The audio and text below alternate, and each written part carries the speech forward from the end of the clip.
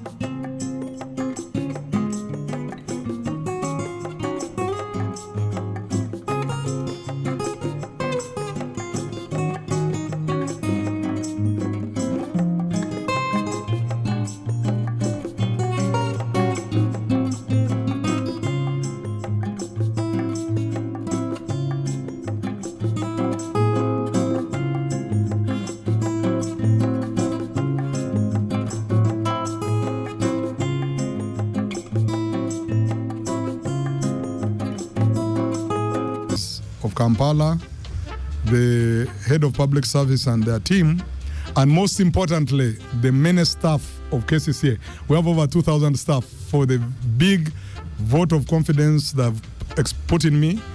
I had a big meeting with all my staff about 2 days ago, and it was very overwhelming. The warmth, the energy, and the sort of adoption of the agenda we are choosing to take on in these next 100 days was very, very inspiring on my part. I must say that as I come into this role, I see myself as a team leader, really a coordinating figure at the helm of the technical wing of KCCA, where I'll be leading a multidisciplinary bunch of experts on different subjects to deal with a big basket of challenges. Of course, the biggest challenge that I find on the table is the challenge of solid waste management and the issue of garbage. Okay, you first wait there. We'll get to you. Yeah. I don't want you asking your own questions and answering them. I wanted to set my own exam and pass it very highly. Just wait.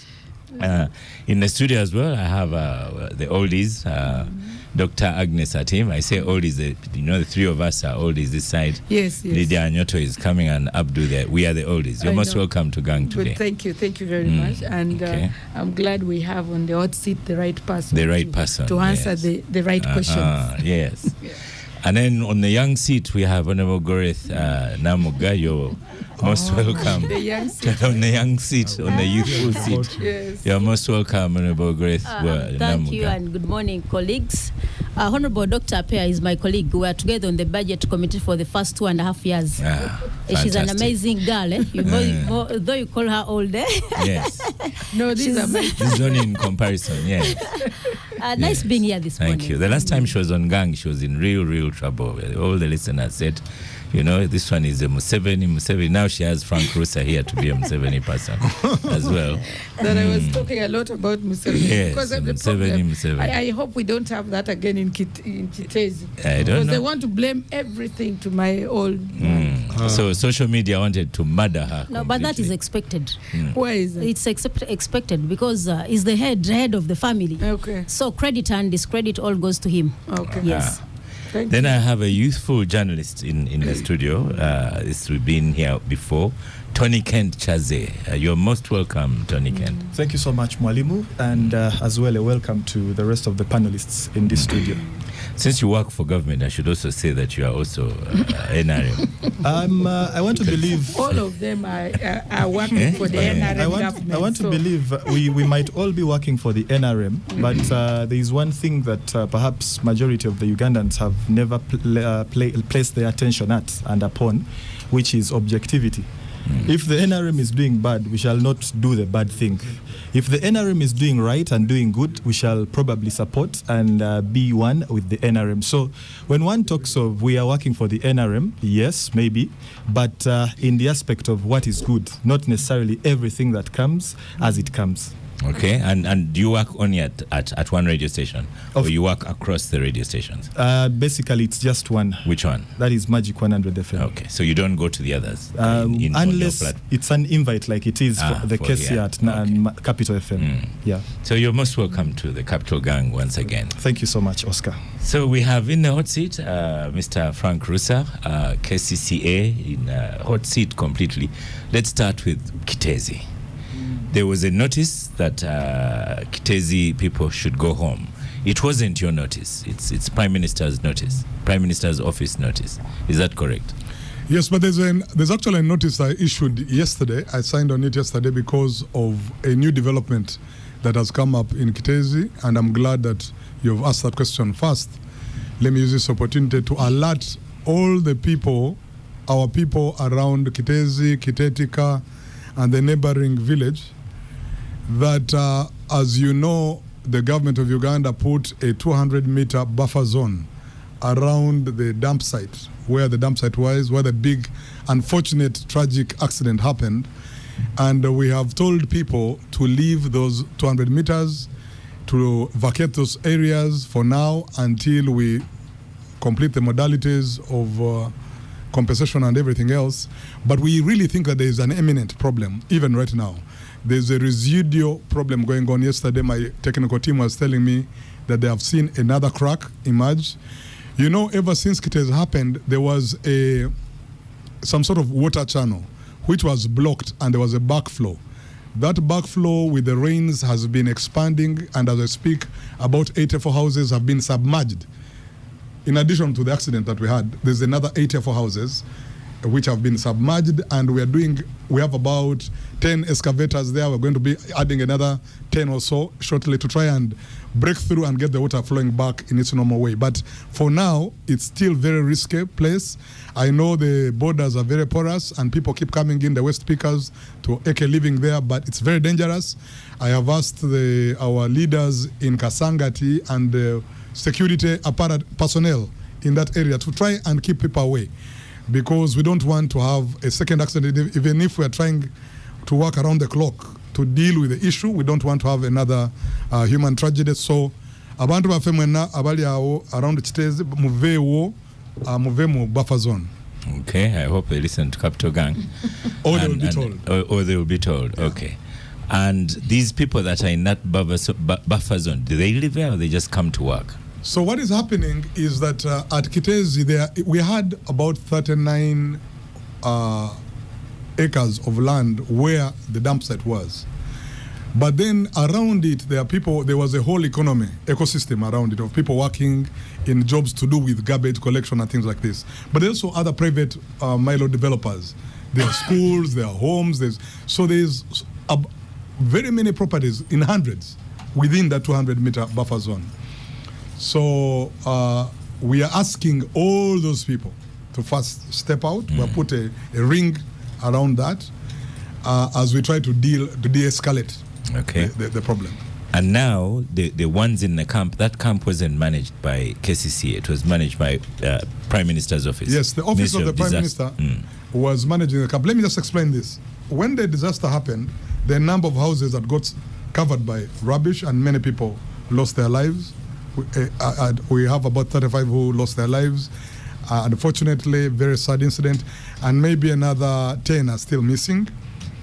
Apart from those, when the excavators came to rescue the people, they had to break through. There was no access way, so they had to break another maybe 24 houses to break through and get to rescue these people. So there's also those kinds of people, the ones whose houses were broken, the ones whose houses were submerged in the rubbish heap.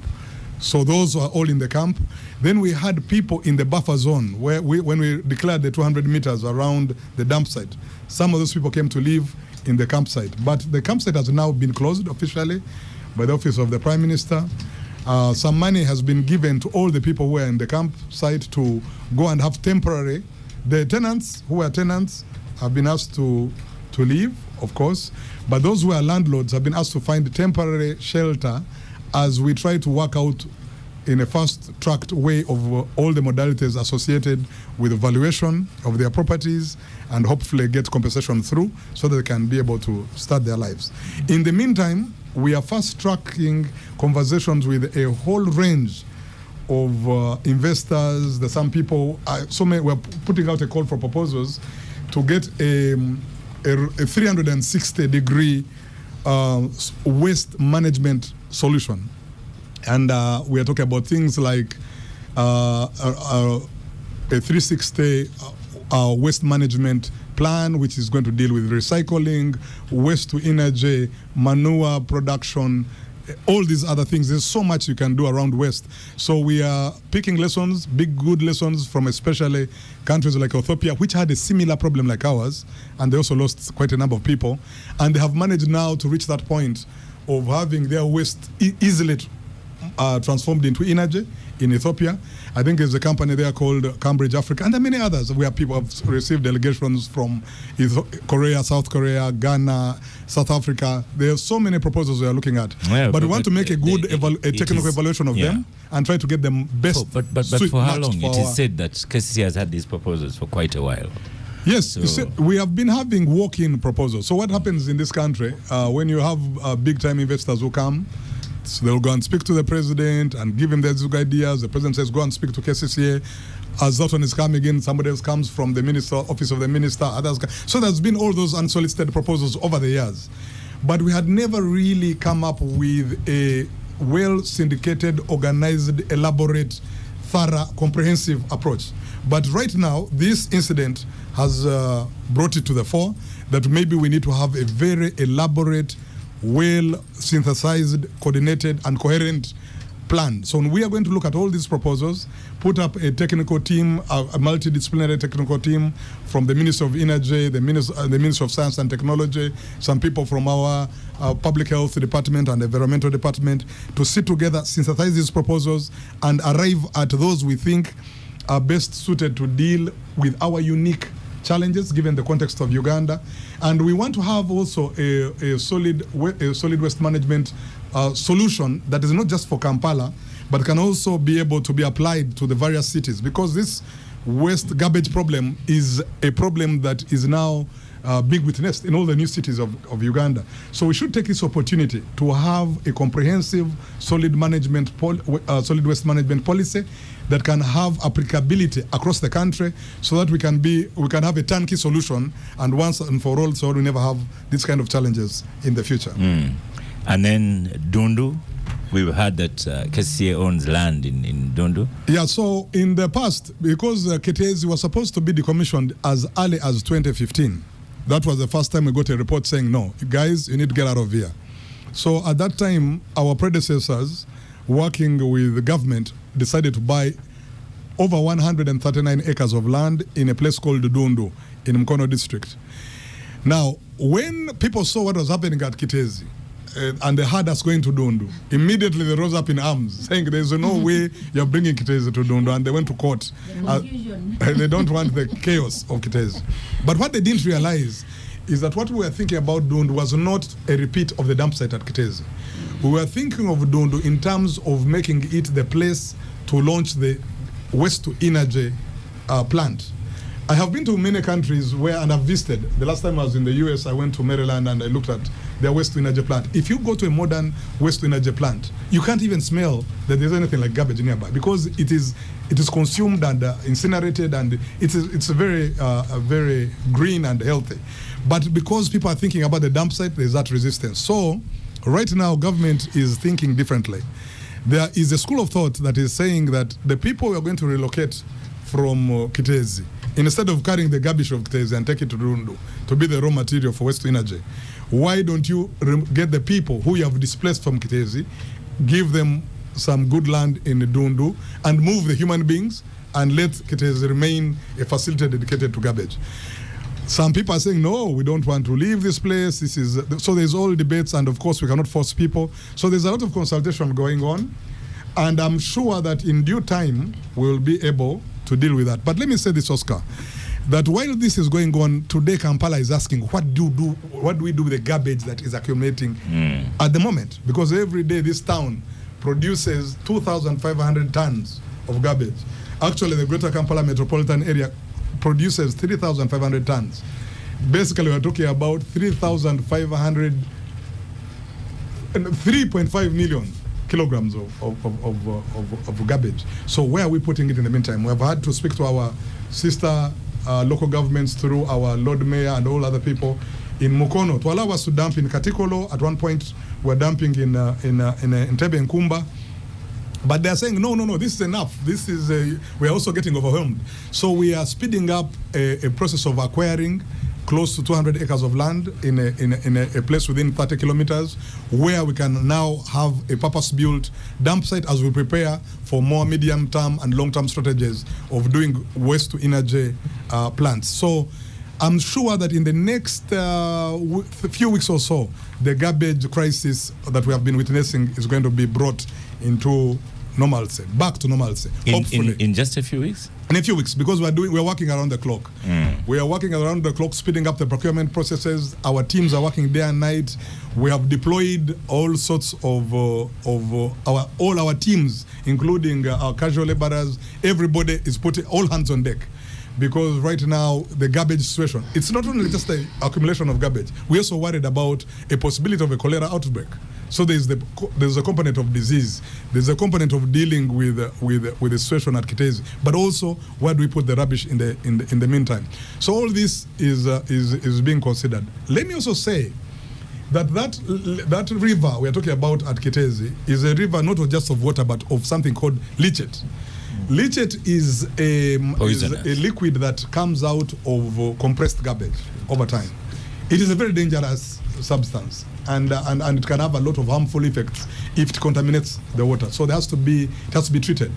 So all these are solutions in the bucket just to focus on this garbage situation. But I am convinced. The other time I escorted our minister to cabinet, and while there I got the sense that the cabinet, the president, His Excellency, the president and the cabinet of Uganda have given this waste management issue a serious priority.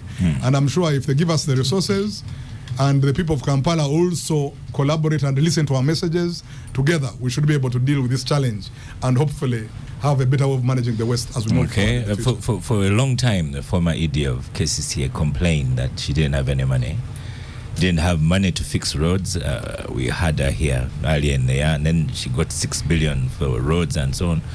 So where are you going to get money from? I think I want to agree with her to an extent that it is true that when I came into KCCA in my first 3 or 4 months, I spent time speaking to directors across the board.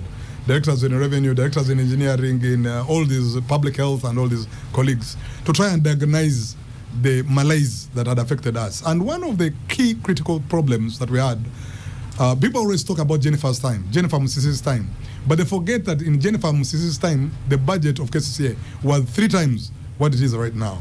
We are operating at a third of what the budget was in Jennifer Musisi's time. How did she manage that? Yet the population, let me say this because that's important, yet the population of Kampala is increasing. So you have more pressure on the resources. You have more people coming in, leaving the villages to come and live in towns. Yet the budget has been going down. Now, there's a whole range of issues. Of course, we have a lot of pressures on our budget because, as we know, our country has many challenges to deal with. So that is the resource envelope is always a problem. But also, I come in at a time, in this month, I'm just telling some of the colleagues that the uniqueness of the time when I come in as acting ED also coincides with the beginning of the budget cycle.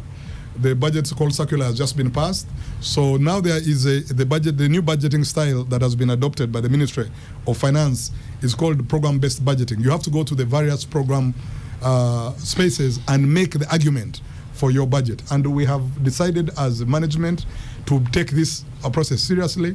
It is good that now the focus is on KCCA because of the garbage situation. I'm sure we shall get audience with the powers that be, the people in appropriation, the people who divide the resource envelope, to understand that Kampala is unique.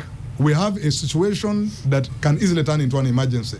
The issues of Kampala cannot be dealt with as if they are by the ways. Because remember that this city contributes 65% of our country's GDP. And most of the taxes are collected in this city.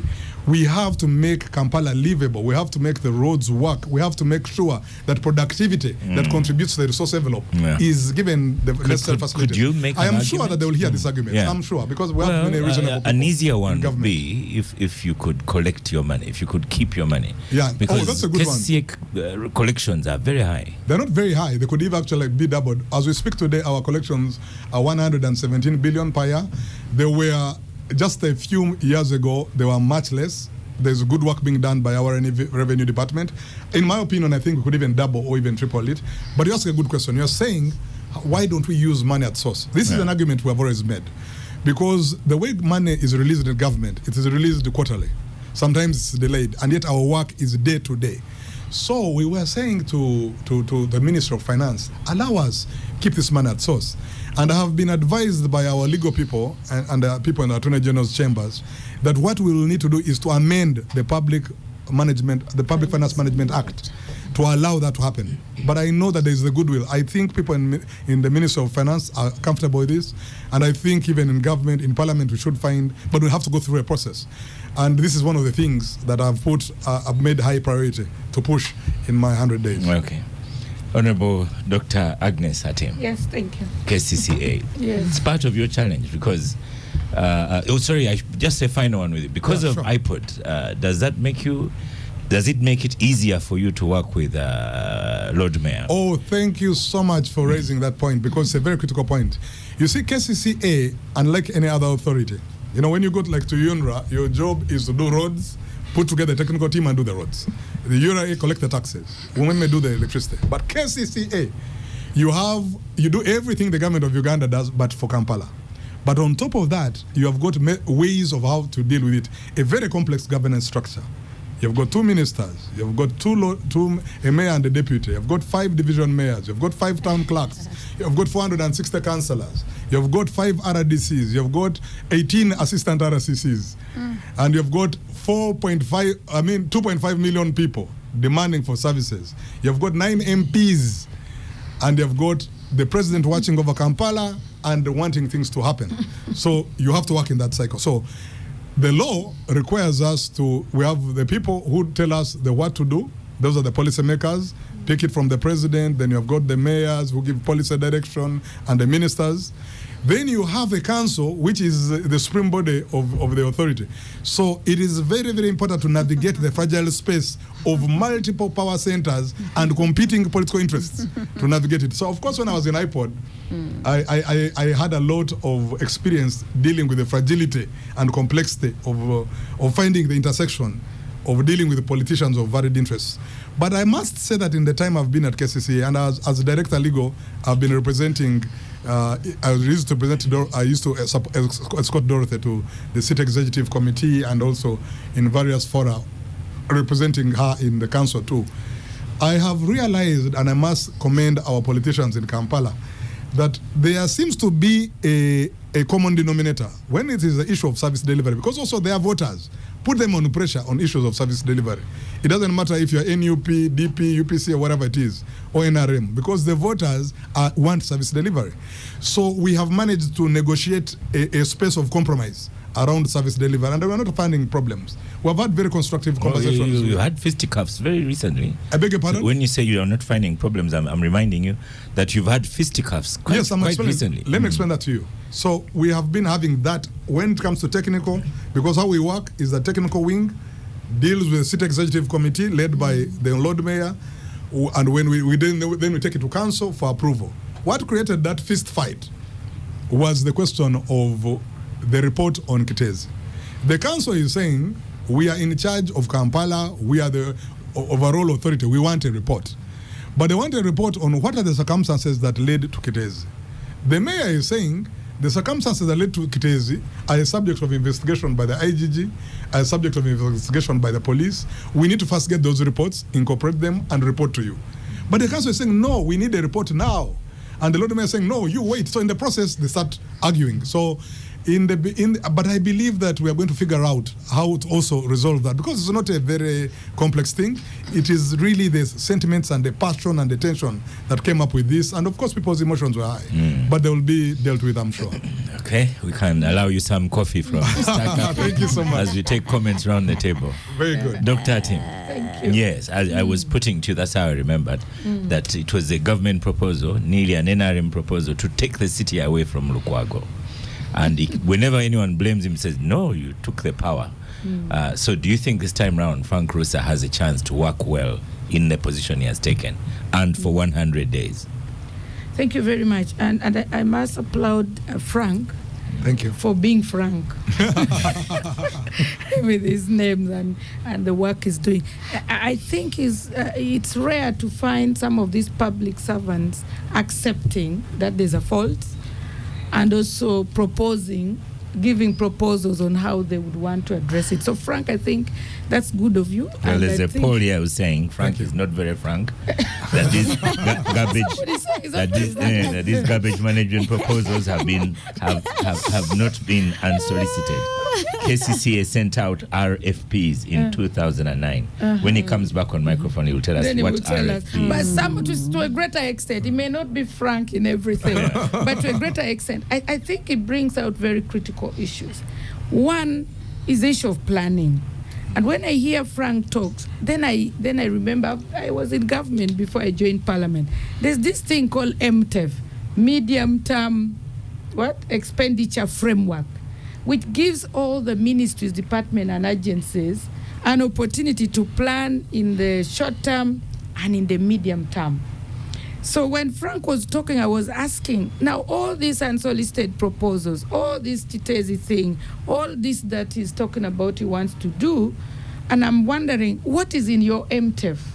And where has this Chitezi thing been? Because for me, we talked about it earlier, that we actually knew that it was going to happen.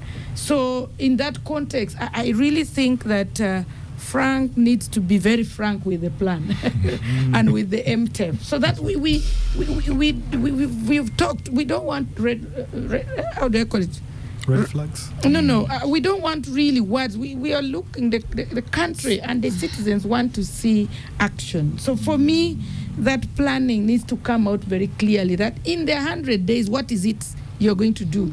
And what do we expect in the medium term and in the long term?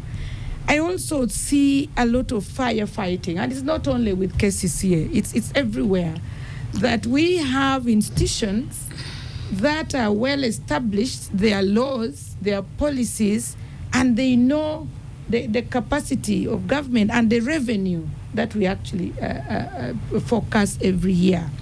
But you find that if something happens, then we're really running around, like the way he's looking for 200 acres of land in 2 weeks, and Dundu and all these kind of things. So I think it's important that our ministries and agencies and KCCA really have to put their foot down and say, this is what we want to do, so that even if we are talking about funding, for example, if you are given 100 billion now, what would you do?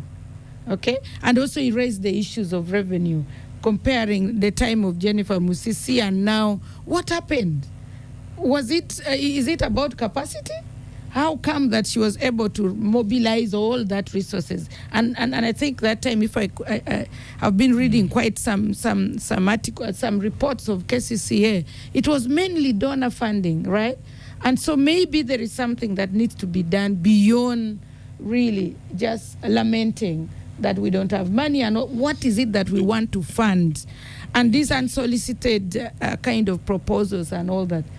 As KCCA, do we have a plan? Do we have a proposal of what we want to do? So that if we are going, for example, public-private partnership, there is something we put on the table.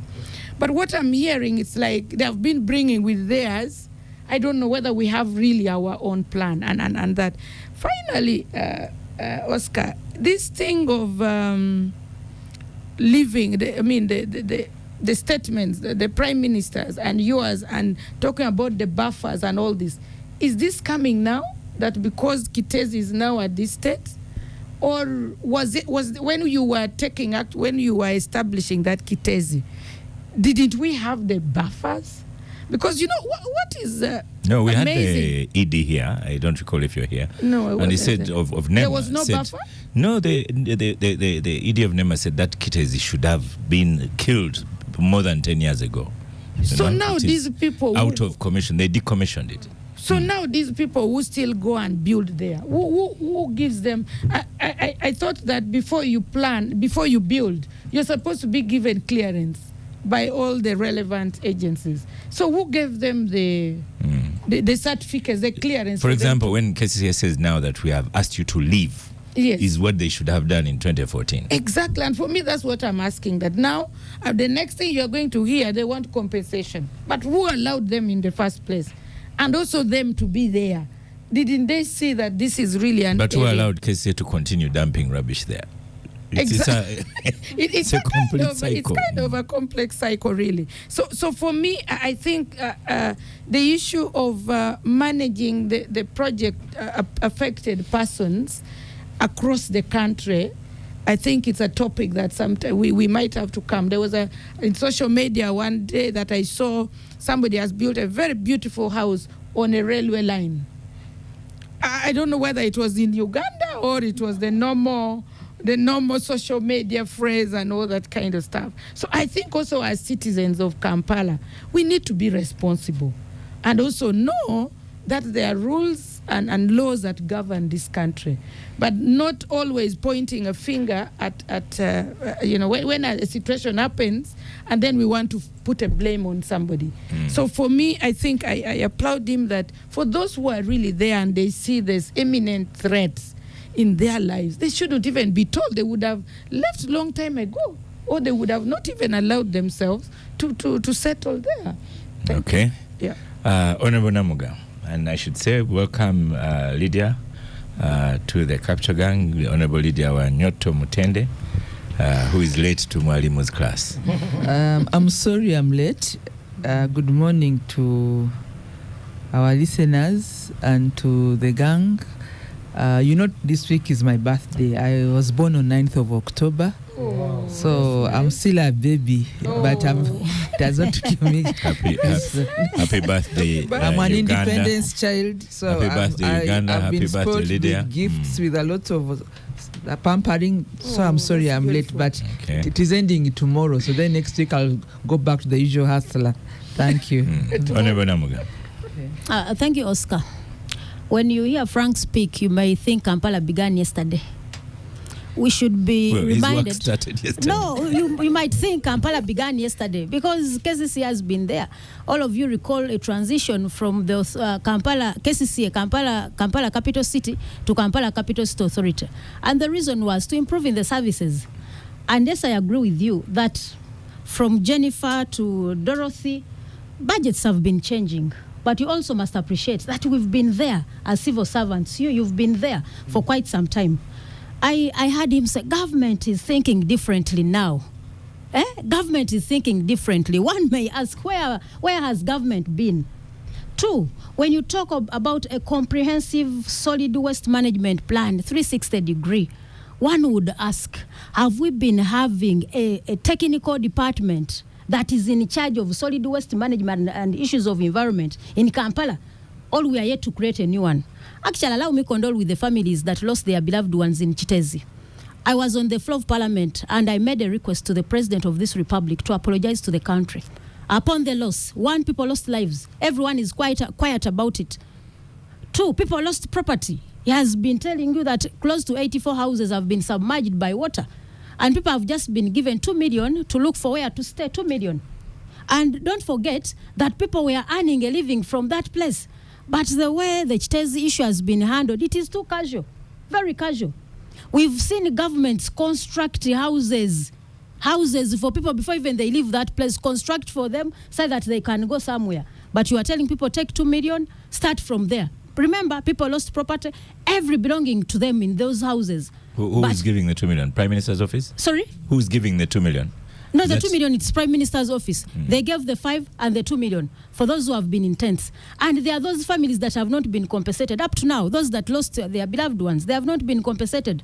For those that have had bodies that are still under the garbage, have been told to go away. So I've been told you are organizing for a prayer day at Chitezi. We are waiting for that. And I don't know whether you are also organizing for a mass grave in that place, because people died and we need to have people need closure. Yes, you cannot just close it like that. You need to tell us a plan on whether you are going to have a mass grave for those that have not, the bodies that have not been recovered. Don't get excited with this so-called program-based budgeting. There is nothing new in that. Dr. Pea will tell you. We started that the financial year, for the 3 last financial years. We've been operating under that. But Minister of Finance started this when they were not prepared enough. Parliament has been grappling with that. For now, we are operating a program-based budgeting, but we are still operating under sectors. And all of us are scattered. So, my dear Frank, don't get excited. There is nothing new in this so-called budget. 2, on the issue of revenue. Frank wants to have the PFMA amended to have revenue collected at source. He will not achieve that. Why not? He will not. You will not. Yes, using at source. You will not achieve that. Why you know not? why? There was a transition. Like enough, Frank. For me, I was working with Masaka municipality, though slightly lower entity than Kampala, but we go through the same challenges. For me, I think what we can do, because he knows, first of all, when you go to all the providers that you have, they have contracts. The people who give you fuel have contracts, framework contracts across. The only thing we would ask for from the Ministry of Finance, when money is collected, it should be remitted to all these MDAs in time. The challenges that we do have are delays in release of this money. For now, the second quarter releases have not been what? They have not been given. Second quarter. And the releases that were made for the first quarter were very trivial. It was a plan of 18 trillion according to the budget of 72. And they only released the 6. And the cuts the budget cuts were across board. So KCCA and such urban authorities are not given special consideration. So I think the Minister of Finance should also be considerate enough. You cannot treat KCCA as local, the other entities that don't have these special obligations, like other local governments that are rural. So Frank, don't get excited with this program-based budgeting. There is nothing much in it. Then, when you look at the plan for Western disposal in Kampala, Frank, sincerely speaking, KCCA has not been fair to us. Chitezi was decommissioned 10 years back. You people have been in office. I don't agree with colleagues who think that the dismissal of technical teams is a solution to the problems of Kampala. No, dismissal of Chisakandi, the team, is not a solution. The problems of Kampala are far beyond the two. I've been here severally telling you that the challenge is all the achievements that the NRM government has made are two. And I can wherever I find Lydia, I told her I'm going to give her gifts to take to the president. Yes, one. No, but whenever I tell you, you just run away. One, Mr. Museveni and the team have succeeded in number one, in demeaning the institutions of government. Independence of the institutions of government. If KCCA was left to independently do its work, we wouldn't have been in this kind of circus. Independently. KCCA, do your work. The proposals that they have been talking about, this unsolicited. Actually, I don't agree with you. If they are unsolicited, what have you been waiting for? If people can sit out there and see a problem and they try to bring out proposals for you to look into, where have you been? So meaning that the problem has been there, and it is just because the office bearers have been adamant. But I also agree with you to some extent. The politics in Kampala. One, because when you say that you are going to have, you are going to call for proposals, I don't agree with you. There is this company from Ghana that they've told us about. The one that Chofa Togabio, Honorable Minister and the team, I hear it is already on ground. It was launched, was it some 2 days back? And I'm told that this Ghana company is going to handle, handle the issues of garbage in Kampala. I don't know whether you are aware of that. So if you tell us that you are yet to seek for proposals, it needs also to update us about the company is called, It is called Jospong Group of Company, and the owner is Dr. Joseph Sian Ajepong, the company from Ghana that has been given a contract to handle issues of Kampala. And Road Mayor Elias Lukwago has been complaining about it, that how do you sit in the State House and bring a company without considering the normal processes and procedures of, of calling for proposals and this competition they are under. So he must also tell us about this Ghana company. Okay. I've heard about it. Lastly, Frank, if you are to be Frank as your name, do you think... he must come out to tell us the true challenges, the true challenges of Kampala. Frank, you must accept that garbage has been a business of few individuals. And the reason as to why they've not been allowing the private sector to handle, it's because there is a cartel of those few individuals that have been eating from this garbage. It doesn't want to say this because everyone was wondering, Uganda is operating under privatization, schools privatization, health sector privatization. What is so special with the garbage? He knows you don't have money to handle garbage. You don't have it. And I should inform the country and update them. Honorable Pair, you are aware that according to the new budget called Circular, you are going to have now a budget of 57 trillion, an estimate of 57 trillion of the financial year 25-26 from the 72. So meaning we used to tell you about this very budget that it was a scam, unrealistic and unresearched. So Frank, as you get excited, now we are pulling back. We are going to have a reduction of 14 trillion from the budget that we've had currently, the one that we've failed even to operationalize. So we are getting back to 57, meaning financial constraints will still come out.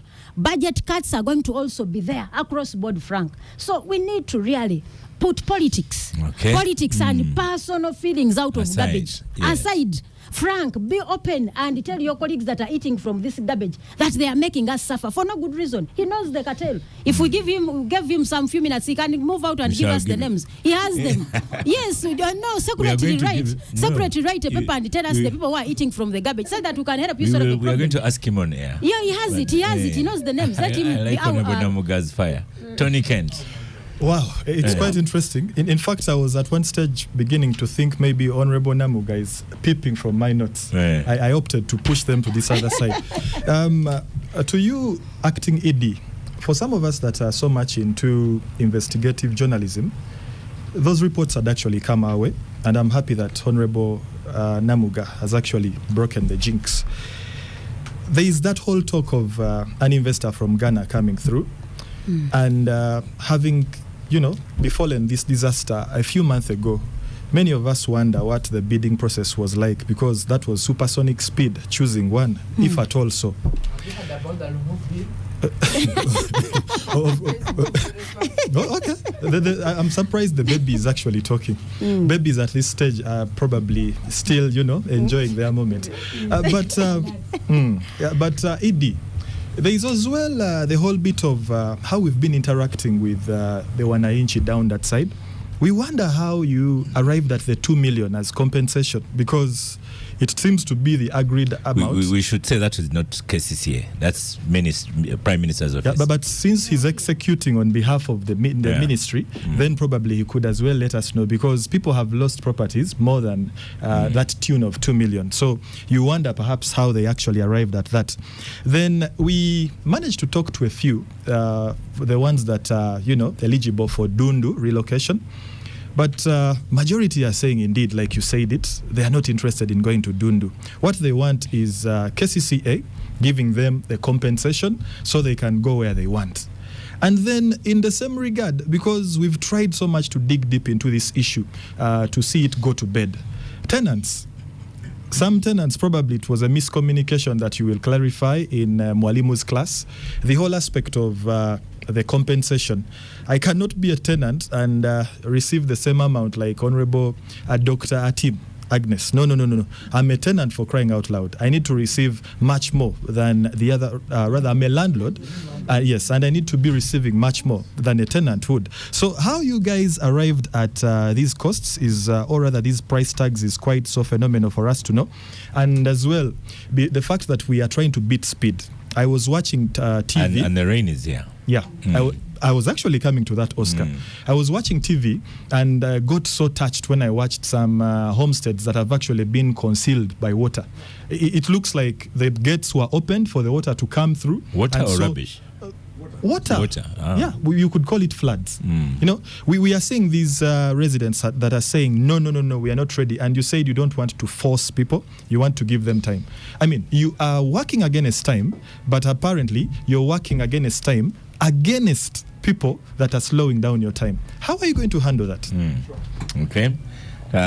Lydia, on Kitezi.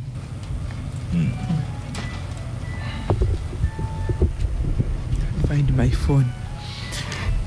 Oscar, before I talk about Kitezi, let me just respond to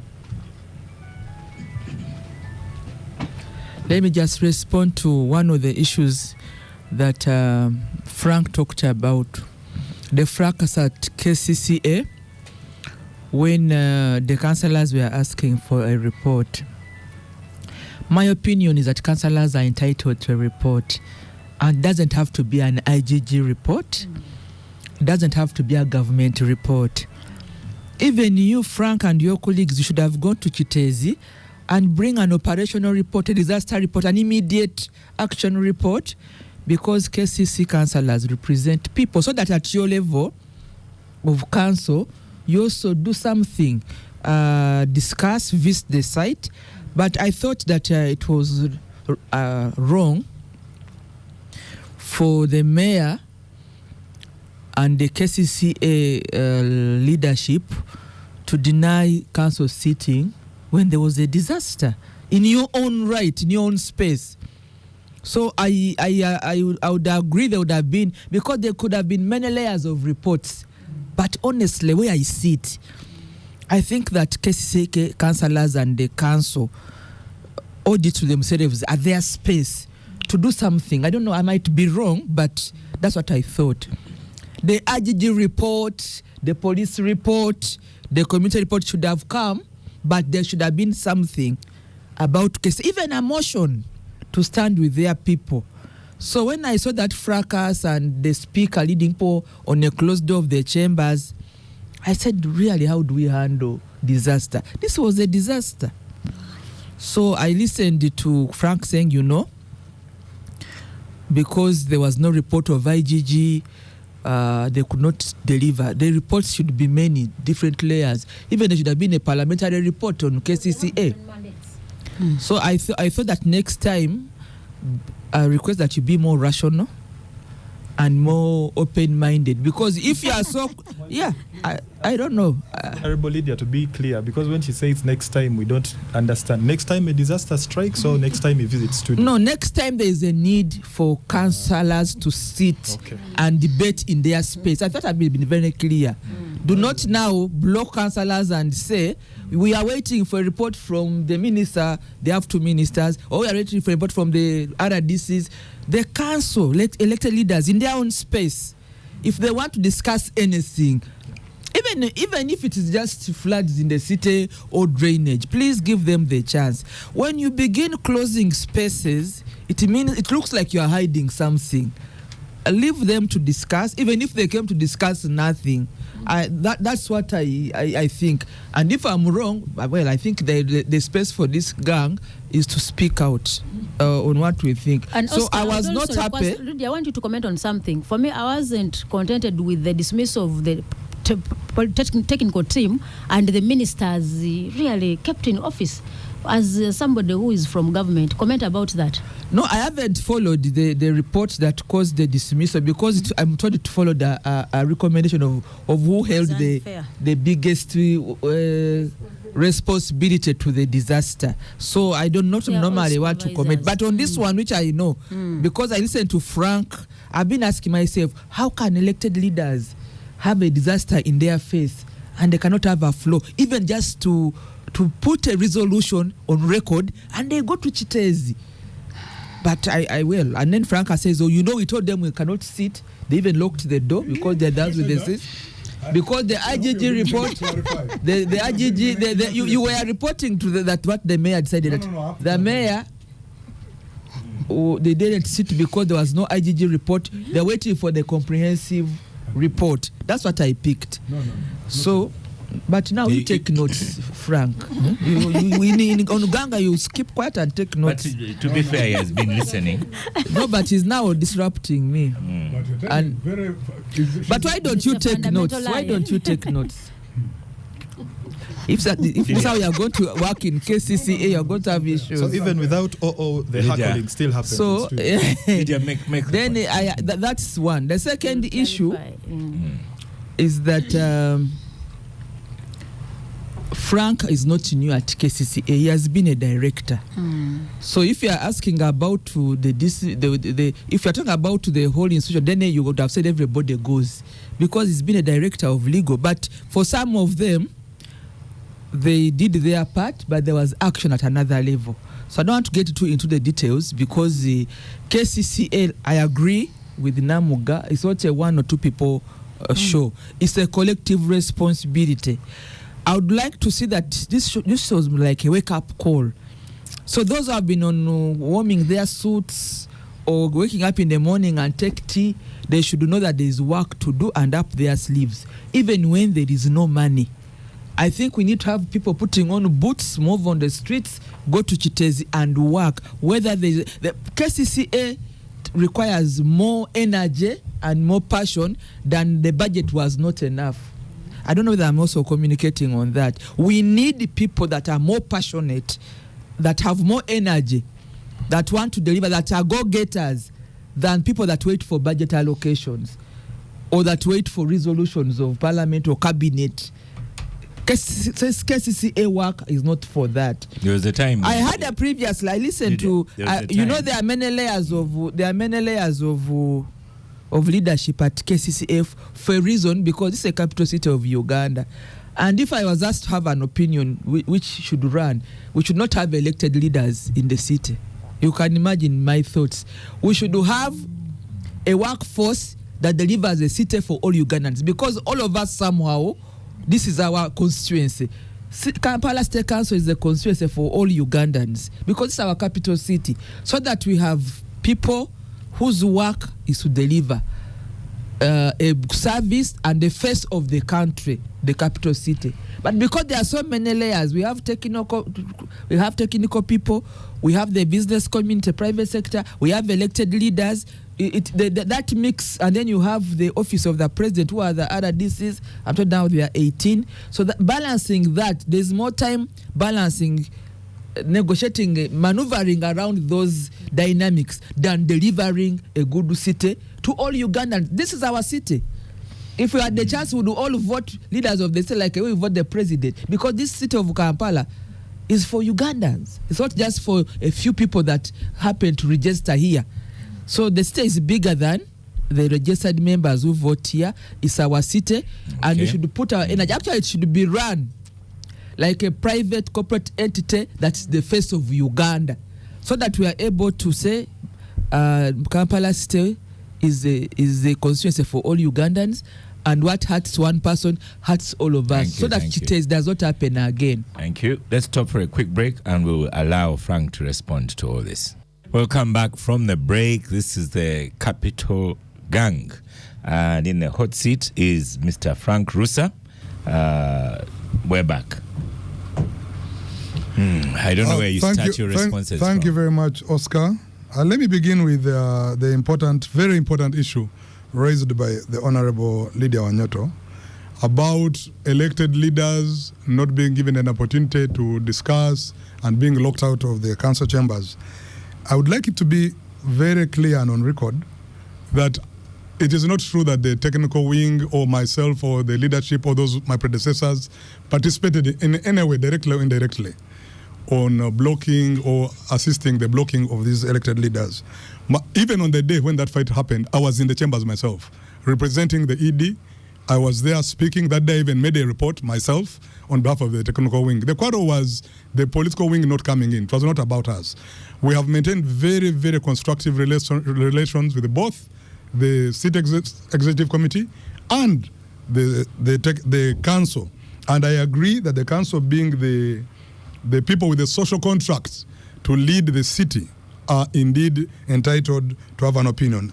In fact, even yesterday, a section of councillors in my office on that same questions, meeting me as a technical leader, and we spoke, and we even have a meeting with them on Monday to continue conversations about Kitezi. So I want to first clarify that's not true, and we did not do that. I agree that the council needs to be given its space to give direction to what's going on in the city.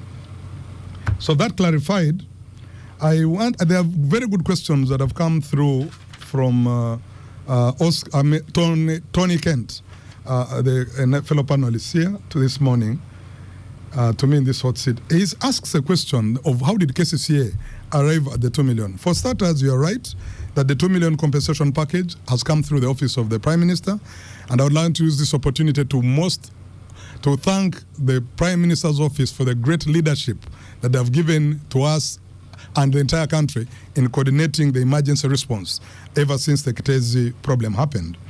But this 2 million shillings is not an omnibus compensation to everybody who was hurt. As I've told you, there are different categories of people who are affected. There were tenants who were renting houses whose houses got spoiled. There are landlords who owned houses whose houses got destroyed. There are landlords whose houses got destroyed in the process of rescuing others. There are others whose houses have been submerged. There are others whose houses fall within the buffer zone. They're not hurt, they're not destroyed, but they're in the buffer zone. All these different categories call for different actions because they're different. Now, the tenants have been compensated 2 million to leave. Now, the landlords, there's a whole process. There's an interministerial committee of technical staff that are going to do all these things, opening their boundaries, doing evaluation, assessing the extent of the compensations to be made. And then yesterday we had a meeting in the office of the Prime Minister where we agreed who carries what burden.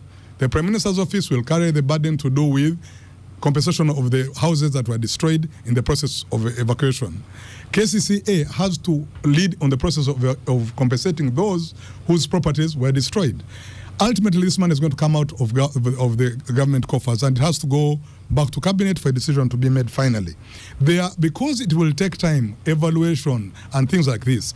This money, the 2 million that was given to landlords, was to get them where to stay. In the meantime, as we periodically update them on the fast tracking of the process leading to evaluation and settlement. So it is not an omnibus compensation as is being the impression being made. Just to clarify that. Then there is the question of asked by the Honorable Per, Dr. Per. She asked a very good question of saying, when you put Kitezi there, why did you allow people to come and build around it, well knowing that there's a need for a buffer and all this? First of all, Kitezi is in a different district. It's not under Kampala. So the planning authority for the area around there, the people who give permissions for building, is a completely different authority.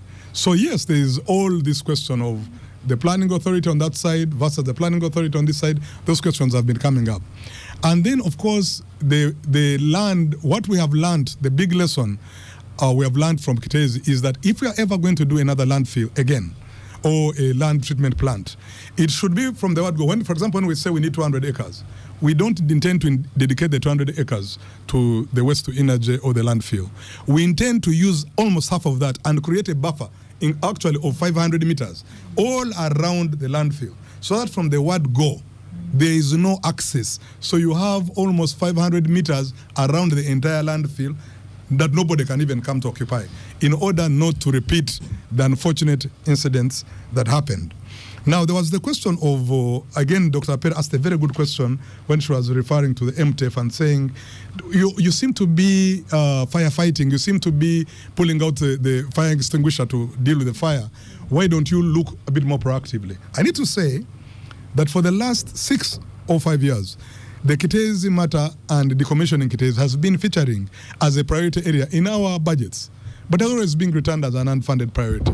Because of competing budgetary needs, there could be many other things, but has been returned as an unfunded priority. Some people have said maybe he didn't make enough noise, maybe he should have protested, maybe he should have done this. There's a lot. He should have banged the tables and broken them, because some people are saying it is the era of banging the tables. I don't know. But maybe, I have been trying to tell my team, especially in this situation, there is so much that has happened that if we try to look for a finger to blame who did that, we could take weeks to find out who has done something wrong. My thinking as an individual is that in a crisis of this type, it might help, although it's important to know what threw the donkey in the ditch, it may be better off to figure out how to get the donkey out of the ditch and put situations that the donkey shall never fall back in the ditch. And that's why we're trying to put our minds to. Honorable Namuga kept using the word excited about this, excited about that. There's no excitement here. I agree actually with her. One of the conversations I'd like to have with the PSST when I get the opportunity is to complain about this program-based budgeting, because an institution like KCCA, if you come and gather me in a room with all ministries to talk about an element, for example, of solid waste management, it is easy to drown out my voice in that place. Yet if you dedicated focus on KCCA as a unique institution with our unique challenges, you might be able to help us through. So I agree with her. I'm not that excited with program-based budgeting, but I'm saying because it is what is being used, and we're at the beginning of the budgeting cycle, and the budget call circular has just come out, we have to use the spaces that we have to intensify the advocacy to see if we can, even in that difficult situation, we can get the best out of it. So yes, I agree, and hopefully they may give us good attention. I agree with that. The Honorable Lydia Wanyoto raised another issue that is really a policy issue, which I think should stimulate public discourse and debate. This issue of politics and authority, I am told in other cities, authorities are, it's a technical, the focus is on technical delivery of what needs to be done to deal with, to mitigate against the risk of politics standing in the way of service delivery. But of course, that's a question for policymakers and people who think for this country politically. I believe that since she's a senior member of the ruling party, this conversation could even go to the high places and have a conversation about it. For us on the delivery side, ours is to implement what they have agreed upon, and we shall do our best to do that to the best of our ability in the circumstances that we have been given. Lastly, on the question of the MTF, KCCA has a strategic plan. When I came in, I looked at that strategic plan as a director legal. Because when you go into any institution, it's important to understand what this institution seeks to do in a given time. And one of the key features of that strategic plan was that it had a huge, very ambitious physical development plan, very ambitious drainage master plan, very ambitious this and that, and a costed budget of which requires 2 million shillings annually to realize it. But as you know, 2 trillion. But as you can see, 2 trillion. As you can see, as I've heard, there is been 400 billion available. I don't want to cry a lot about money because I know we have so many competing priorities. We are not a very rich country, but you can see the amount of money available vis-a-vis what is in the strategic plan. So you have now to cherry pick and choose what are the priority areas. But one thing I'd like to tell Kampala, and especially those who have given us this mandate to trust us for 3 months, I believe, and I've told my team, that maybe before we ask even for more money, let us devote our energies on trying to use the little that we have to the best way that we can. Maybe it will give them the impetus to give us more when they see us delivering. So this is how we have chosen to look at this task, to work with the limited resources that we have, to give it the best of our ability, and maybe it shall trigger action to give us more. Lastly, I want to say that from the technical side, of course, for us, everything that we do, we follow processes. There are processes that guide us. There are rules and regulations. So I know people are commenting about what I've seen being handed over and declared in the papers. I will not comment on that. I'll only comment about what comes in my jurisdiction as a technical officer, because I want to be careful to stay on the path of the technical delivery of which I am most competent to comment about. A moment, take this information. Yes. That is unfair of you. Yeah. Because this decision was made by your minister, communicated to the people. So you cannot say that I must keep in my lane. No, this was communicated to Ugandans by Honorable Shofa Togabe, the minister. Oh, you're talking about the Ghana company. Oh, okay. Clarify on that. Okay, that's okay. The Honorable Namuga is asking, they saw something in the newspapers recently, that there's a Ghana company that is coming to, ever since Kite has happened, and the speed of the procuring. And that it has been communicated, not in the newspapers just. Let me comment, Madam Honorable. So he is asking that she has seen in newspapers and communicated that there's a company which has come in.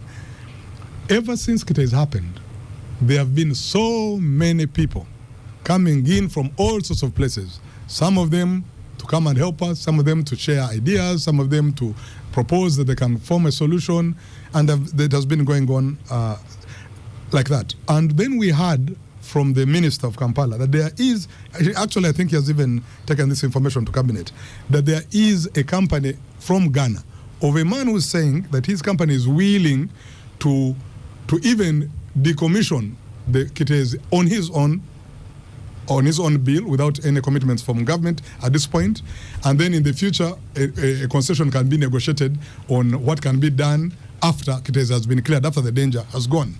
Now, such proposals need to be thoroughly analyzed. I saw the processes on TV, but I can tell you that there's an MOU. There's an MOU which has been drafted, which has come to KCCA for consideration.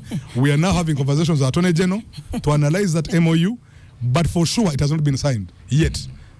That is a fact. It has not been signed Oscar, yet. if you can allow, now you are yet to see that problems of Kampala will not end tomorrow. Because just imagine if you are the Lord Mayor, an MOU drafted from State House, brought to the ED to look through. Not even consult. Not even Lord Mayor, not even the ED. It is not, but just for clarification, it's not drafted from State House. There's an MOU proposed by the Ghanaian investor to do the work that he seeks to do, that we are analyzing with advice of the Attorney General, who will tell us whether or not to proceed with it. And remember, it is dealing with the component of decommissioning, not the whole waste disposal full cycle. I'd like to say that both of you are right. No, both of us are not right. No, Oscar, on a serious note, we are talking about issues of governance and the confusion in Kampala. We are going to release this man, then we discuss it, because he has already told you that he will stay in his lane. Thank you so much, Oscar. That is so kind of you. That's why I've said so kind of you. Right. It is a hot seat, but it shouldn't burn me down. Final word on I'd like to invite you again, Frank Rusa. I hope not on the hot seat, maybe on another seat. No, on the hot seat. This your job is hot seat only. But this one, I'd like to. Capital Gang would like to give you some time, and then you prepare what you're going to tell us about border. Let me also say this: it will be like you want Minister of Finance to have KCCA as a single item. Yeah. We shall have single item border when we invite you. Let me also say this as I come to the end of my time here. I want first of all thank you and the audience who have listened in. You know, I believe that the only way forward is to have ownership. So when this happened, when we were given these temporary appointments, I put together my entire senior management team, and I said, guys, look here, we have got 100 days. What are the low-hanging fruits that we can gather in these 100 days? We spent long hours working till midnight. We have come up with a package of things that we think we can deliver in the limited resources that we have, in the limited time we have, by December. So after that, I called in a very big meeting of my entire staff. Over 1,000 people gathered at City Hall, and we explained to them what we are thinking, and we got their buy-in. On Wednesday, the next week, we will be telling this country what we are pledging to do in the next 100 days, so that we can reset the service delivery agenda, so that those who will come in the substantive positions after us have a good base to start from. But I want to thank you, Oscar, for giving us this opportunity to come and to give me this opportunity to come and sort of introduce myself to the public, and hopefully with the support of government and the citizens of Uganda and Kampalans who are rightly demanding for action, we will take our city forward. Okay. I thank you. Thank you very much from Mr. Frank Rusa, the ED of KCCA. Acting ED of KCCA. We shall have you back here to talk border. Thank you, because sir. That's a pending challenge. Honorable Namuga, you are on a microphone. On the microphone, yes. On what we call the Lumu bill. It has been fast-tracked as that MOU you've been talking about. Few bills get the attention like that so quickly. Opposition parties were in parliament rejecting the bill. Why is your party rejecting the bill? I should say, as a member of parliament from the opposition, I should apologize to the country amidst of the challenges that we are facing, including the Kitezi issues that we are just handling now. We are paying much attention on the Lumu bill. And if it was a bill in the interest of the people, we wouldn't have been calling it the Lumu bill. Unfortunately, I have at least the two sponsors of the bill are here in the name of government, Honorable Dr. Apea and Lydia Wanyoto, the Honorable. Yeah, the sponsors. But all along, we thought Lumu, Honorable Lumu is a member of your party. No. The NUP. Seconded by Mbwate Kamwa.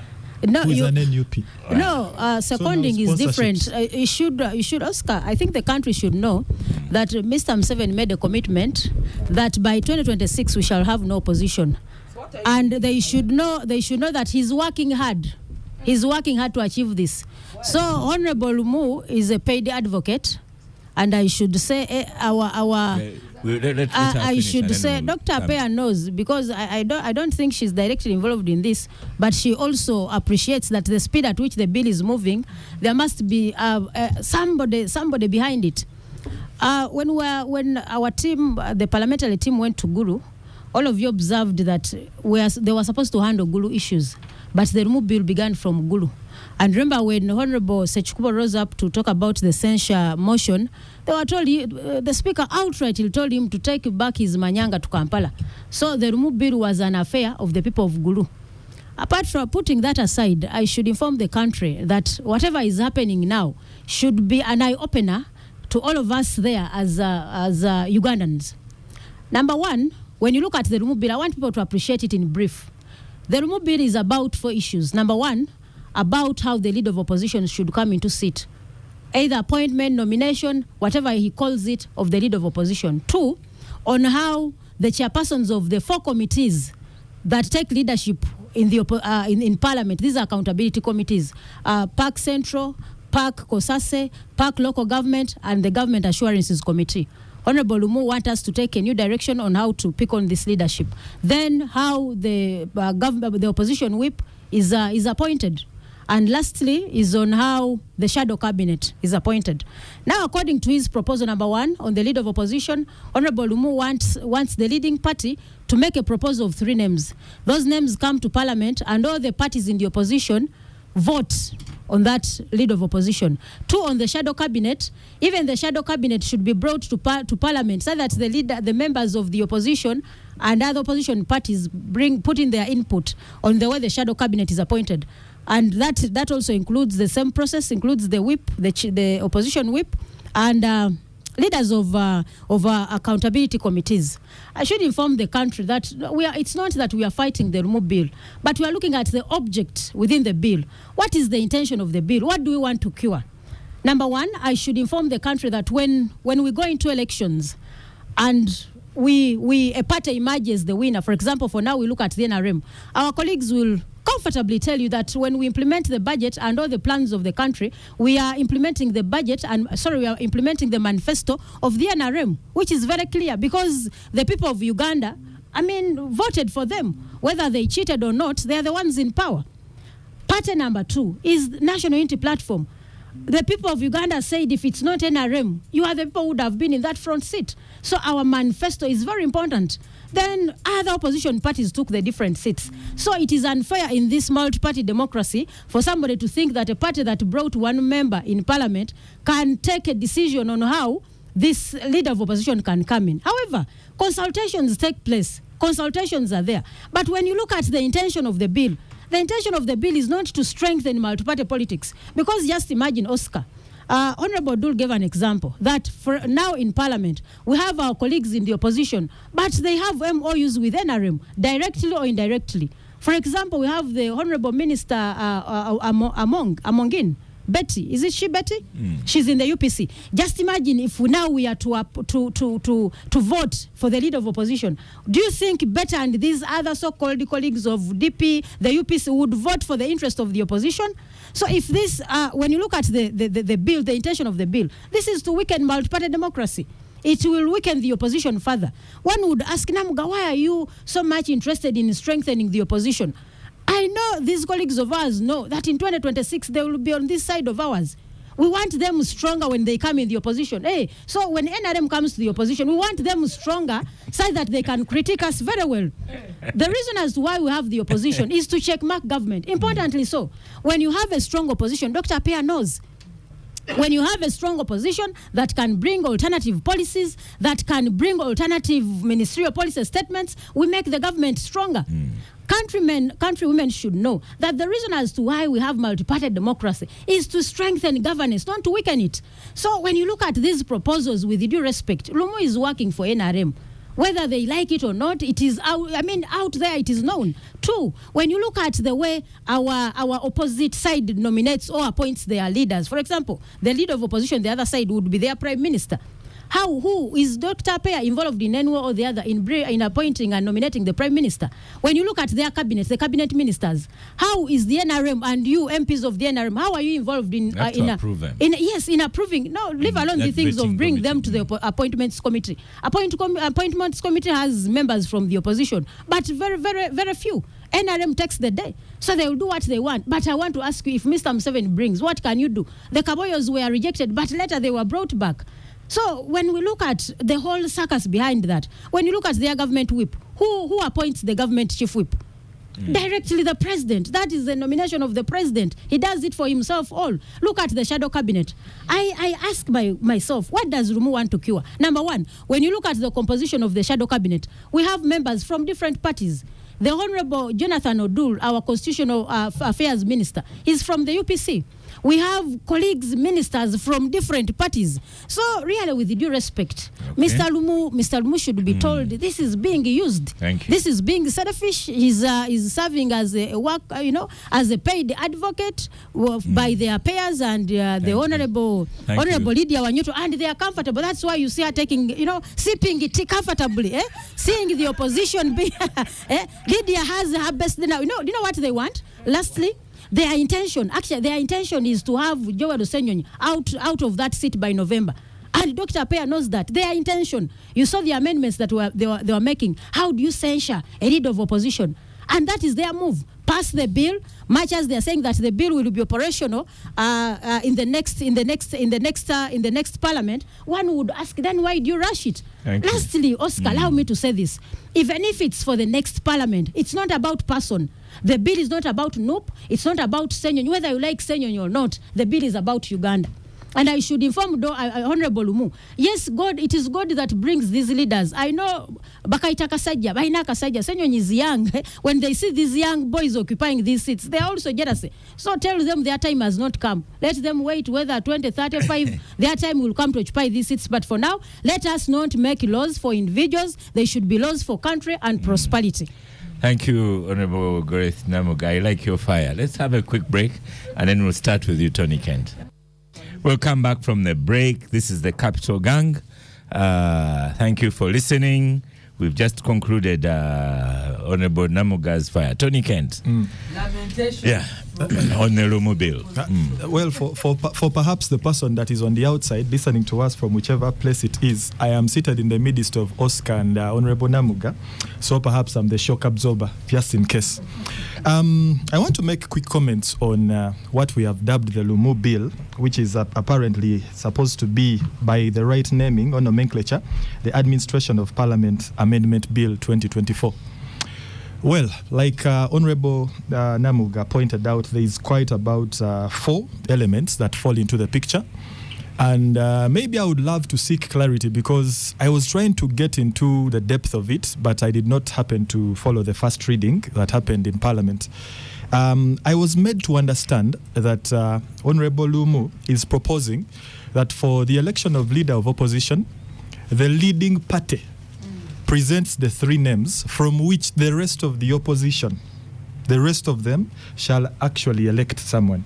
Not the approach that exists as of now, where the leading party, say for example, Lydia is now in the leading opposition party. She's the... God forbid. Okay, that's interesting. And she makes a point of 2026, which also gives me a direction to fire her a question, perhaps. But my whole point being, if at all it is 3 members from, or rather 3 MPs from, let's say now the NUP, which is the leading opposition party, what pain would it be if it is from they that you choose a leader of opposition?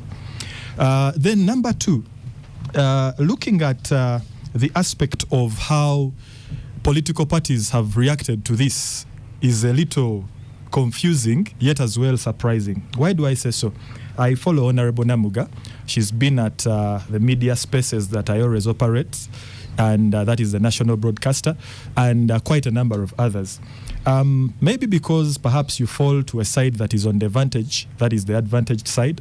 Majority have been saying that we were not consulted by NUP before this idea came through. We were not consulted before Commissioner. Which category is that? I'm talking about the rest of you. The rest of the members The of rest of parliament? the opposition. Members of parliament or parties? Members of parliament, Okay. of course. And of course, that would, for me, mean that in this kind of arena, which is proposed by Honorable Lumu, it would give a better consensus, because he's proposing that consultation is made with the rest of the opposition parties before any kind of opposition stand is taken. And at that, it would all be an involvement of the GEMAs, the FDCs, the well, apparently the political parties are off my head right now. But the whole point, we also have PPP, Abed Wanika. Whatever. That is Bidandi Sari's party. Wow, I need to rejuvenate my history. Santa. I need to rejuvenate my knowledge on political parties. But all in all, I was of the view that this is something that is general. And then, of course, when Honorable Namuga spoke about next election being they in power and the leaders in the opposition, I'm beginning to think, if this law is against you, why worry about it when you'll be the ones in power and it will be the leaders to battle with it or battle it out at that.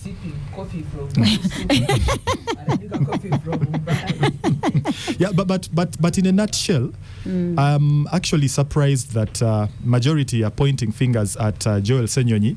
Honorable Wanyoto on the previous show last Saturday was speaking about how laws should never have eyes. But I want to say yes and no on one side and the other side as well, because what makes me say no is the fact that a law shouldn't target anyone. But the reality is a law targets someone, because that is why it comes. If we say we are bringing a law to handle thieves, we are targeting thieves. If we say we are bringing a law on... but not thieves. Yes, theft, you're targeting but not theft. a personal... Yes, theft. Oh, yes, okay, theft, not thieves. But who is the thief? Who brings about the theft? Anyone. You do not write a law for whoever has crossed the line. You first we write a law so that someone who crosses the line. And in that case, Joel Senyonyi is not going to be an LOP for life. If at all we are saying this is targeting LOP, the current LOP. So it could be. I dare say you've missed that one, because seriously, Oscar. If you say you have a law, then it should reflect some values. No, but I'm surprised. Individuals. Actually, Oscar, why I'm surprised is the fact that everyone is pointing it at Joel Senyonyi, and I wonder what kind of threat he has become. No, because they know what Lumu's thinking is like. No, but good enough we have people that are directly attached to plot one in Nakasero. Maybe they'll let us know, because Honorable Namuga could be having a different version. We'll let her give her 2 minutes. 2 minutes before we come to. Now I think we must face the reality now. For everyone that has been following Parliament and how events have been moving on, there has been a very serious battle between the office of the Speaker and the office of the Leader of Opposition. I should inform the country that ever since Joel Senyonyi took over office, all the staff, policy analysts, political analysts, policy analysts, all those were withdrawn from the office of the Leader of Opposition. So the plot to demotivate, the plot to defranchise, to demean the office of Leader of Opposition began since the time Honorable Senyonyi came into office. So this plot that is moving on with Honorable Lumu's bill is a plot to do away with Joel Senyonyi. You heard the man tell you that ever since I became a LOP, I've never been invited for any single commission meeting. Yet I'm supposed to be on the commission. So whoever has been following Parliament, it has not just come now on the bill. The thing has been moving on. So that's why we are telling you that the intention, and that's why they made an amendment of how do we censure, how do we remove a Leader of Opposition from Parliament? And they had made a proposal of incompetence. And they asked them, what does incompetence, how do you measure incompetence? So it is a very, very funny bill. That is why in the first proposal, for whoever has been following the bill, they thought the proposal had so many things, only to be gazetted as a bill on opposition, just opposition alone. So if you've been following this bill in a nutshell, it's about targeting Senyonyi for now, and the others will happen in the future. So who is Honorable Lumu working for? Because that question has often fallen into the public space. Yes, I go would on. really start from that point, that Lumu has a right as a member of parliament to come up with a private member's bill. To say that he's working for somebody or somebody is sponsoring, as my colleague Honorable is saying, I think that is not being very fair to honorable members of parliament. In fact, it will be kind of discouraging some of us who want to even bring maybe more tough bills than the one of Lumu. So nobody is sponsoring him, and I'm sure he's doing it with his own right mind. Oscar, issues of electing leaders in parliament is not something new.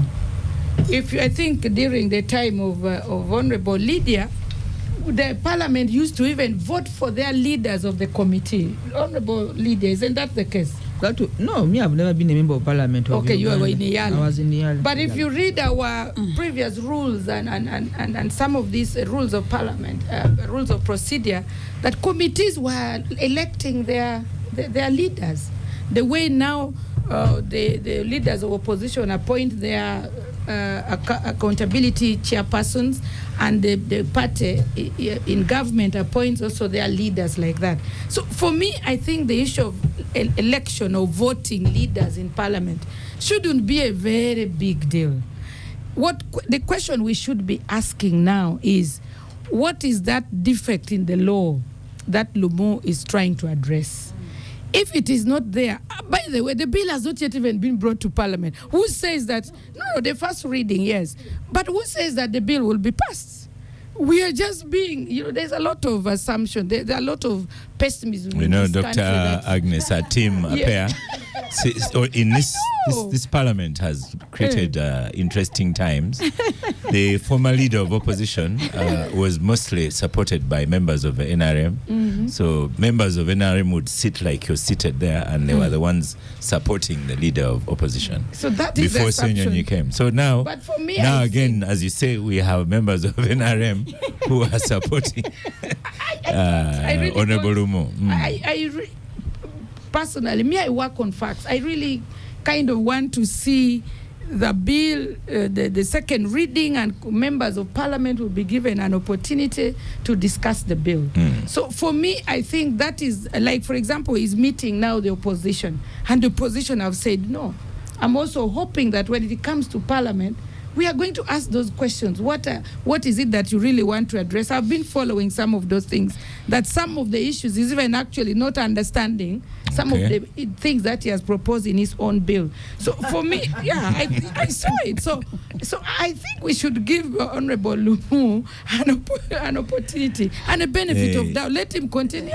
When he comes on the floor, he should be able to defend and see if his bill will carry the day or not. You missed the point. We'll go to Lydia here, but Damuga said that you were sipping coffee just like that. I was sipping Arabica coffee from Mbale, Mount Elgon, and it's a cool morning in Kampala. No, it is me. Okay, so conclude.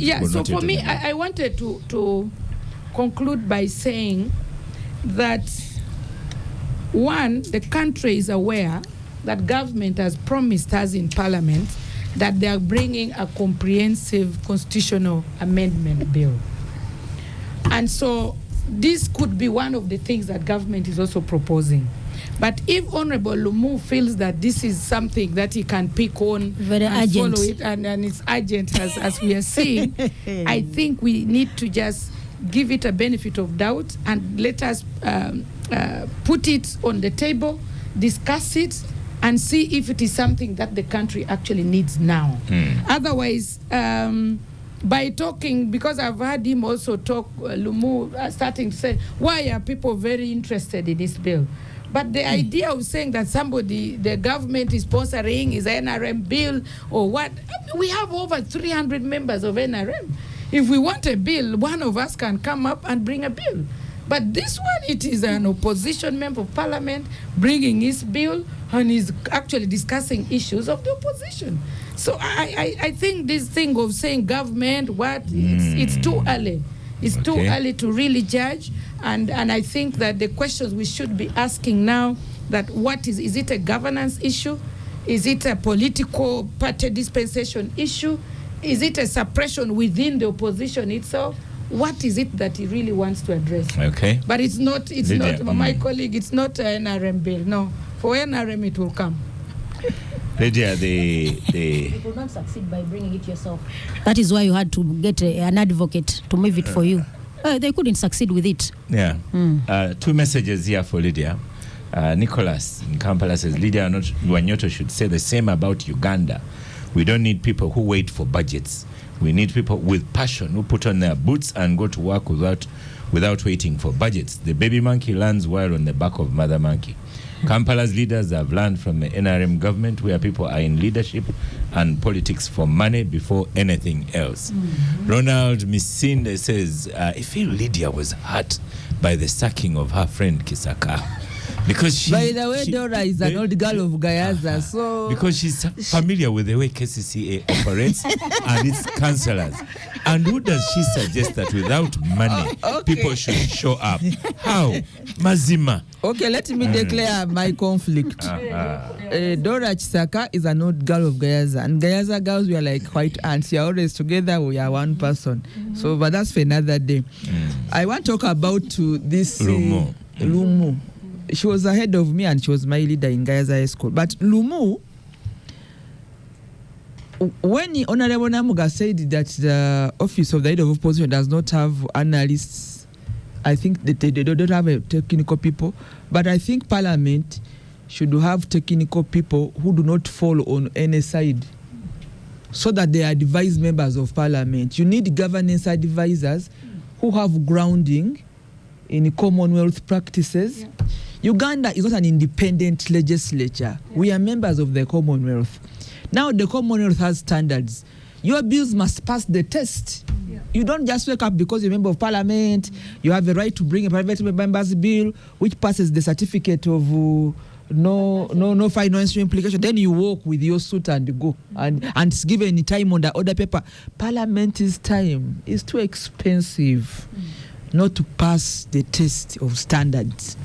Yesterday we spent the whole day discussing the judiciary's annual report and issues of standards. Surely Parliament, show us some feeling, the public, that you also mind about standards. So you are debating, whatever I'm hearing, the debate is, the question is that did the Lumu's bill pass the standard? Just answer that question. Does it pass the governance standards? Does it pass the multi-party dispensation standards? Does it pass? That is when Namoga says you are drinking. Does it pass the Commonwealth standards? So because I'm a member of the NRM, I ask these questions in SEC and I make my contribution. So I'm sipping my Arabica coffee from Mumbale because really you cannot insult us to that level. I'm not that level of discussing a bill which may not have passed these standards. That's why I'm laughing. You don't know what you're talking about. We are a different animal. We shall see.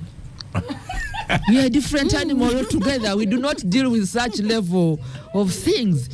Because how did that bill even find its way for debate on talk shows?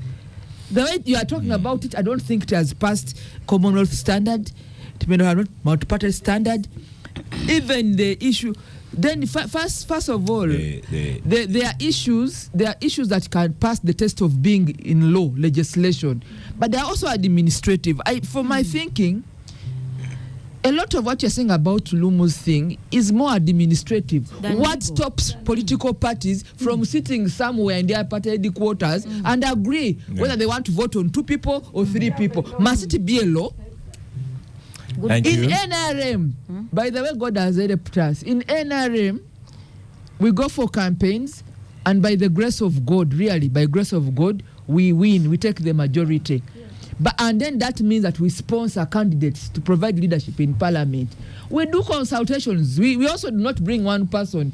We have internal mechanisms We open up space, people express interest, we get 10 people on this seat, 10 people we go, we even sometimes have elections. But we never take this thing to the law. We do not go to Parliament and say, if we want to be this position, please put for us in the law that we should bring 3 people, 4 people. No. Thank you, Lydia. So Honorable Namuga, please leave this show. Be knowing very well that your debate on that bill of opposition does not meet the test of NRM standards. Honorable Lydia, we are way above that.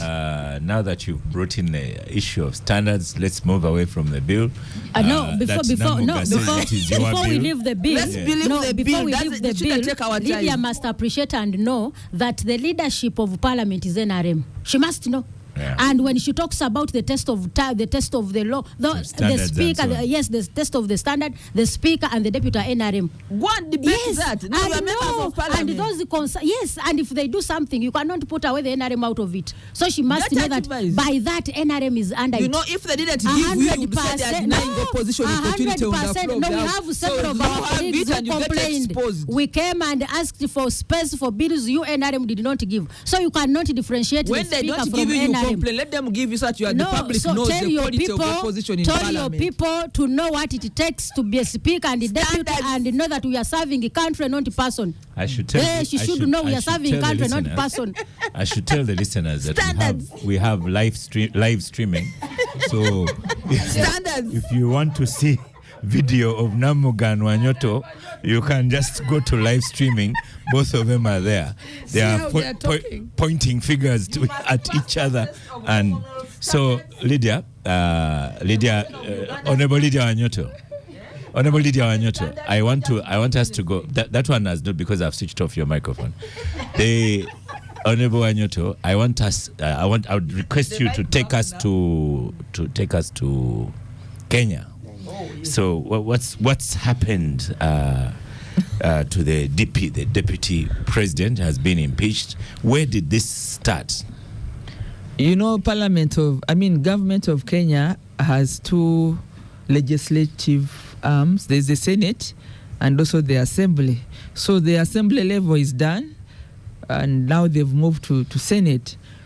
But where did it start? The rain began beating Kenyans when in their 2010 constitution, they amended the constitution to have what they call a running mate for the presidential elections. What I'm not sure, what many of us who are governance space researchers are doing, is whether or not Kenya was ready for that type of arrangement, because the test began. I've been talking about passing the test. Dr. Afia agrees with me. You must put things that the first test of that governance space was a creature of the Constitution of Kenya, like I've said. But the first test began with the Uhuru Kenyatta, with Ruto, and you saw that they fought from the beginning to the end. So it looks like for Kenya and maybe some of these African countries, you cannot afford to create centers of power at the top. It is not worked for Uhuru and Ruto, and now it's not working for Ruto and Gachagua. And maybe they may want to revisit whether they can continue like that, because it creates centers of power and destabilizes. Why? Because the deputy president has electoral mandate. When in other countries like Uganda, a vice president only mandate has from the appointing authority. That's where the big difference is. So you had Gachagua talking about, I was voted by 7 million people. That one is a center of power and can cause problems because you have the mandate of the people. What I had not looked into in the electoral laws of Kenya, I've been looking at it, is how they leave offices. Apparently, they can leave office by vote of an assembly, which is actually very unfortunate, because maybe they should have had a referendum or put a question or gone back for elections, because he's a creature of a law of an election. So, but where did this start? It began with the politics. Let me ask this question. So now I'm answering your question. No, just a small one. You're giving me another question. No. So it's all fitting. So in some ways, you're suggesting that this impeachment was sponsored by the president. It was not sponsored by the president, so to speak, but it is sponsored by the way they've structured power. And I'm saying that the test of what is happening in Kenya, given the first test which happened between Uhuru and Ruto, and now Gachagua and Ruto, it looks like they cannot run a government with two huge centers of power, because both of them are elected. Okay. And because of that, conflict ensue, and then egos come in, and then of course there are powers, and then there are people who push in the fire. So what are they listed as the reasons for impeachment? Centers of power. I mean, the deputy president feels that he was not given enough space to make contribution to formation of cabinet, and therefore he went tribal. He retreated into Mount Kenya. He began saying, people from Central have not been given enough space. I'm up the face of Central in the government, in the scheme of things.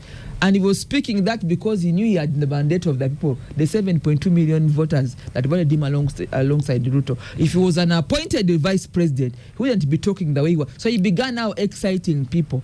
And so then the relationship began divided. The divide began growing. And in politics, you cannot avoid the people that will come in to add the fire.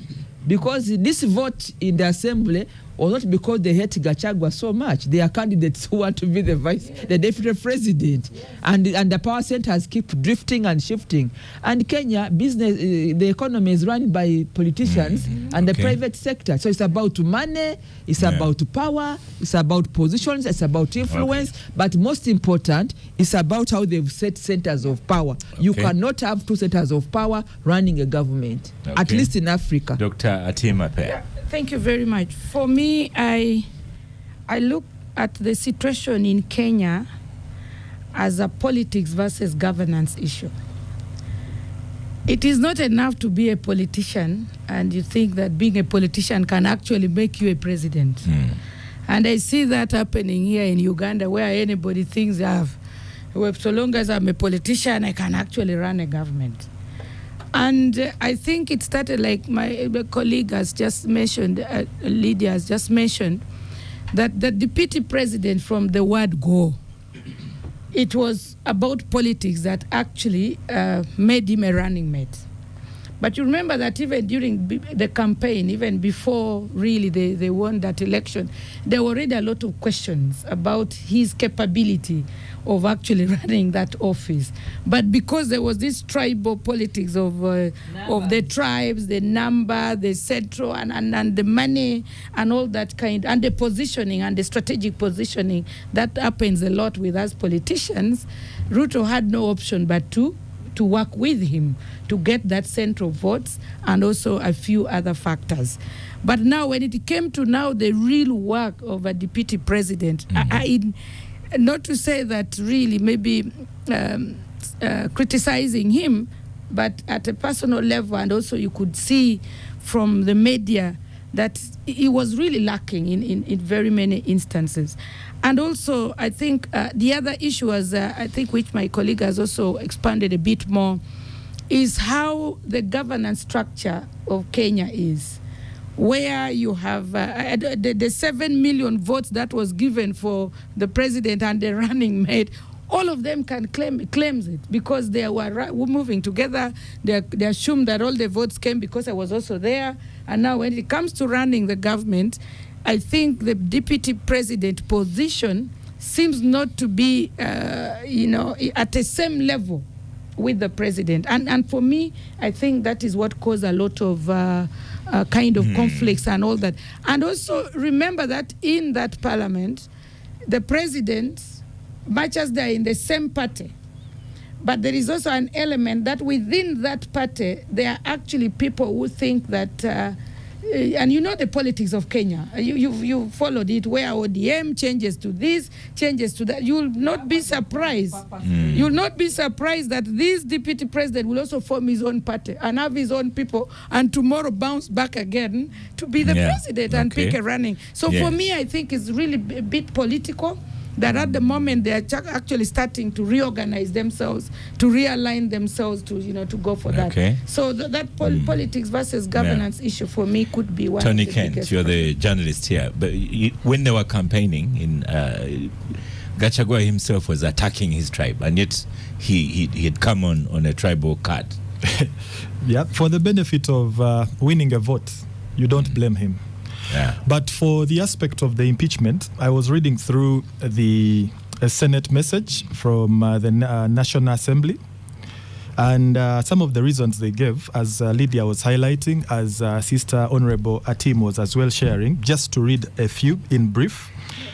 Number 10 is gross misconduct by openly or publicly insubordinating the president, who is the head of state and government. Number 11, gross misconduct by persistently bullying state and public officers. Number 6 is serious reasons to believe that His Excellency the Deputy President has committed crimes under sections named therein of the National Cohesion and Integration Act. And there is also, for purposes of time, something to do with gross violation of articles within the Constitution and the fourth schedule to the Constitution by undermining devolution. Now, why am I reading this? And perhaps relating them to the question you've popped onto me. I am bringing them into the picture for the aspect of, do we blame Ruto? Is he against his main man back in election time? Or perhaps Rigathi has done wrong in accordance to what he's supposed to be sticking to, the oath that he took when he became deputy president. So when they point out these as the elements therein, and these are by law, in my view, it feels like, much as I might be an Oscar kind of person, as long as I do what's wrong by virtue of what Oscar calls right, I cease to be a right person to be next to Oscar. Let's have Honorable Namuga in the 2 minutes we have of the show left. We should not forget the effects of the Gen Z's actions during the time when they were fighting the finance bill. And you know, several people brought out the name of, if Ruto is out of power, the deputy president will serve us better. So that alone brought that discomfort between the two. Actually, that is the source of everything. And now Gachagua started to feel that, I can also occupy this seat. So if this man is seen incompetent, that means anytime I can occupy it. So the insults that they are talking about, him showing that the president has issues, all those arose out of the Genesis things and the finance bill. And in politics, you expect that. And you cannot blame Gachagua, even if it was me. So if the man is seen weak, I automatically must warm because I'm the next. So, no, Lumu's thing is different. Lumu is different because politics is about interest. Yeah. If somebody is a deputy president and if this man is found guilty of anything, so the man is right if he had proved that Ruto was incompetent. So you see, in some ways, it's a bit like Lumu. Lumu's bill. I mean the sponsorship. Because you've accused NRM of sponsoring that bill. No, these two are incomparable. Yeah. These two are very different. We are talking about two people who have offices and we are trusted by the people. The Gachagua got his 7 million votes. The other one is the president. Yeah. It is not Ruto that appointed Gachagua. It's not an appointment the way it is done here. So if the Genesis began on a job and the man sees that he can easily get into the seat, so for me, I think it is Ruto that is using these senators to move Gachagua out because of openly showing interest, even if it was you. So Ruto is insecure. So that is all politics. It is politics in Kenya, and we must agree that is. Let me allow the 1 minute left, Honorable Wanyoto, to congratulate Uganda on independence and also congratulate the Uganda Cranes that won a massive football last game evening. First of all, let me begin by congratulating all the Ugandans because it was full house in Nambole who turned out to support our beloved team. And sometimes we say we should all be like the football fans, but when we come to elsewhere, we fight. Yesterday, people were so happy, and you would think, that's what the picture of Uganda should look like. So, congs for the morale, for turning up, and then we won. A win is a win. Even if it is 1-0, it was a win. Then for you, independence, I would like to congratulate all Ugandans for having attained our self-governance for the last 62 years. Challenges notwithstanding, it's like how you leave a child to stand. You keep falling but standing, standing. And for all those who got the medals, we had 42 people getting medals. We congratulate the medalists for Wanyoto, thank you. That was also my birthday. And happy birthday. For the birthday we wishes. Have heard And thank you. You have not wished me properly. We will. Thank you very much, Honorable Dr. Agnes Atima Pea. Thank you, Honorable Goreth Namuga. dear, for organizing the parade. The parade was. Thank you, Tony Kent Chaze, Magical Radio. Thank you, the listeners. Thank you, Star Cafe, for powering the gang. I am Oscar Semoyamsoke, and I shall see you next week.